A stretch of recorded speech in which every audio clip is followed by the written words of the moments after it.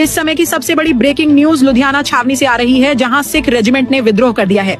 हाँ, भारतीय सेना में बड़ा विद्रोह, सिख रेजिमेंट ने आत्मसमर्पण किया, सैनिकों ने जलाई वर्दी। पाकिस्तान और भारत के बीच मौजूदा तनावपूर्ण स्थिति में जहां भारत युद्ध के मोर्चे पर लगातार असफलताओं का सामना कर रहा है, वहीं भारतीय सेना के भीतर एक और गंभीर संकट उभर रहा है। रिपोर्टों के अनुसार भारतीय सेना की सिख रेजिमेंट में गंभीर दुर्भावना और विद्रोह ने भारतीय सैन्य नेतृत्व को चिंतित कर दिया है। सूत्रों के अनुसार दंगा सिख रेजिमेंट की 14वीं बटालियन से शुरू हुआ, जहां सिख सैनिकों ने लड़ाई में सीधे तौर पर भाग लेने से साफ इनकार कर दिया। स्थिति को नियंत्रण में लाने के लिए सैन्य अधिकारियों ने इस यूनिट से हथियार वापस लेने का आदेश दिया, लेकिन यह निर्णय उल्टा पड़ गया। जैसे ही यह खबर अन्य यूनिटों में फैली, एक के बाद एक 4वीं बटालियन, 18वीं बटालियन, 22वीं बटालियन, 7वीं बटालियन और 19वीं बटालियन ने उग्र विरोध प्रदर्शन शुरू कर दिया।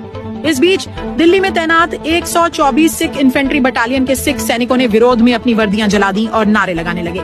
इस घटना के बाद लुधियाना में तैनात 152 सिख इन्फेंट्री बटालियन ने भी विद्रोह का रास्ता अपना लिया और कैंप में तोड़फोड़ शुरू कर दी।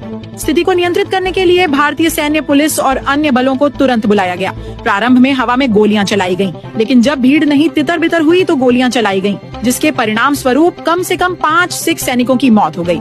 इसके अलावा दर्जनों सिख सैनिकों के घायल होने की भी खबरें हैं, जिन्हें नई दिल्ली के एक सैन्य अस्पताल में ले जाया गया है। जैसे ही यह त्रासदी जम्मू कश्मीर मोर्चे पर तैनात 157 सिख बटालियन तक पहुंची, उन्होंने भी भारतीय सेनाओं के आदेशों को मानने से इनकार कर दिया और मोर्चों से पीछे हटने की धमकी दी। इस स्थिति ने भारत की युद्ध स्थिति को और कमजोर कर दिया है। सैन्य विशेषज्ञों के अनुसार इस विद्रोह से न केवल भारतीय सेना के भीतर गहरे जातीय और धार्मिक विभाजन का पता चलता है, बल्कि इससे भारत की आंतरिक कमजोरियां भी उजागर हुई हैं। रक्षा विश्लेषकों का कहना है कि यदि इस स्थिति को नियंत्रण में नहीं लाया गया तो भारतीय सैन्य इकाइयों में और अधिक अराजकता फैल सकती है। इन घटनाओं के बाद भारतीय पंजाब में भी माहौल बदल गया है और भारतीय सिख सत श्री अकाल के नारे लगाते हुए सड़कों पर उतर आए हैं। ये दंगे अमृतसर, लुधियाना, बठिंडा, जालंधर, मोंगा से लेकर होशियारपुर और पटियाला तक फैल गए हैं। भारत में सुरक्षा एजेंसियों के बीच फिलहाल आपातकालीन बैठकें चल रही हैं, जबकि तख्ता पलट के वीडियो सोशल मीडिया पर वायरल हो रहे हैं।